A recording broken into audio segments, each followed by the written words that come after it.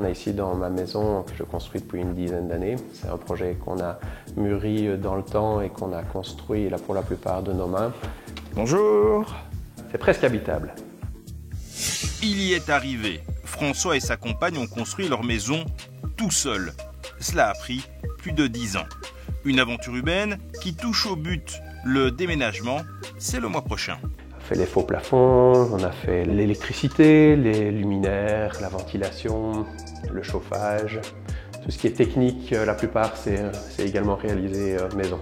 Vous êtes électricien à la base? Pas du tout. Donc c'est de la découverte pour la plupart des différents postes techniques, beaucoup de recherche.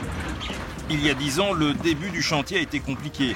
Avec ces pierres, il a d'abord fallu construire un pont au-dessus d'un ruisseau pour accéder au terrain.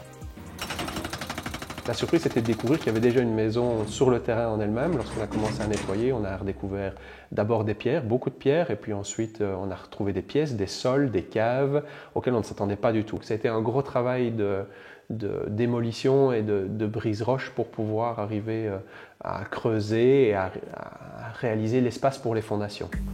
Avec la construction, il a fallu jongler avec le travail, l'arrivée d'un enfant, la location d'un appartement, les prêts à la banque.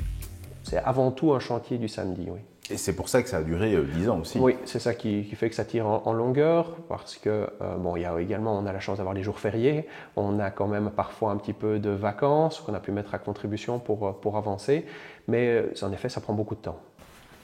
Superbe cuisine, finalement le coin le plus fini de la maison. Une des parties les plus finies, oui, c'est une partie qu'on n'a pas fait nous-mêmes parce que c'est un gros travail.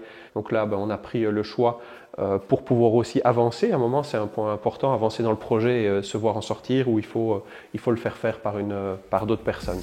François a dû acheter plusieurs machines, pelleteuses, camions, grues. La location à long terme aurait été trop onéreuse.